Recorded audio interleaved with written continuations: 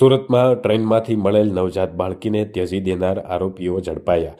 Vadodara Valsad passenger ટ્રેનમાં શૌચાલયમાંથી મળી આવી હતી નવજાત બાળકી. વડોદરા વલસાડ પેસેન્જર ટ્રેનના શૌચાલયમાંથી એકાદ દિવસની નવજાત બાળકી મળી હતી. આ બાળકી જીવિત હોવાથી તેનો અવાજ સાંભળી અને અન્ય પેસેન્જરોએ રેલવે પોલીસને જાણ કરી હતી. રેલવે પોલીસે ગણતરીની કલાકોમાં જ બોઈસર ખાતેથી 2 મહિલાઓ સહિત કુલ 3 આરોપીઓની ધરપકડ કરી છે.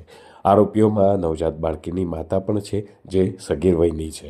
સાથે સગીરના પિતા અને અન્ય 2 માસીઓ સાથે 4 લોકોની હાલ ધરપકડ કરવામાં આવી છે. 8/12/25ના રોજ વલસાડ રેલવે પોલીસ સ્ટેશનમાં સ્ટેશન માસ્ટર દ્વારા માહિતી આપવામાં આવેલ કે વલસાડ પેસેન્જર ટ્રેન છે તેની અંદર એક કોચના બાથરૂમમાંથી નવજાત બાળકી મળી આવેલી છે, જેના આધારે વલસાડ રેલવે પોલીસે સરકાર તરફે ગુનો નોંધી અને આગળની તપાસ હાથ ધરવામાં આવેલી.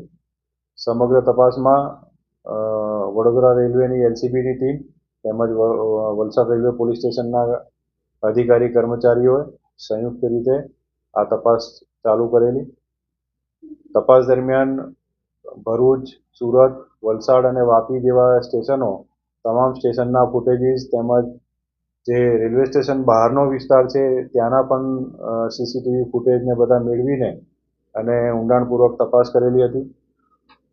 જેમાં જે શકદાર ઈસમો કાં તો જે શક પડતા ઈસમો છે જે બાળકી મૂકીને જઈ શકે તેવા હતા, તેવા ઈસમોની શોધખોળ ચાલુ કરવામાં આવેલી અને વલસાડ તેમજ વાપીના જે જવાબદાર નાગરિકો છે તેમના તરફથી જે ટેક્સી અને રિક્ષાના વ્યવસાય સાથે સંકળાયેલા છે તેવી જવાબદાર વ્યક્તિઓ પાસેથી પોલીસને સચોટ માહિતી મળેલી અને જેના આધારે પોલીસે આ કામના જે આરોપીઓ છે નવજાત બાળકીને ત્યજી દઈને જે જતા રહેલા હતા તેમને શોધી કાઢી તેમને લઈ આવેલા છે અને લાવીને એમની સામેની કાયદેસરની કાર્યવાહી હાથ ધરવામાં આવી છે.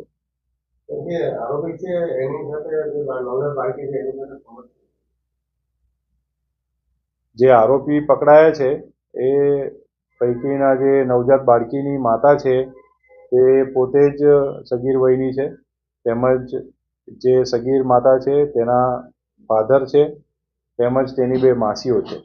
એ કુલ એમ 4 જણને પોલીસ લઈ આવી છે તપાસના કામે અને એમાં જે કાયદાના સંઘર્ષમાં આવેલી બાળકી તેમજ તેમના જે પરિવારજન છે એટલે ફાધર અને માસી એમ એ 3 વિરુદ્ધ અને તેમની સામે આ કાયદેસરની કાર્યવાહી હાથ ધરવામાં આવી રહી છે.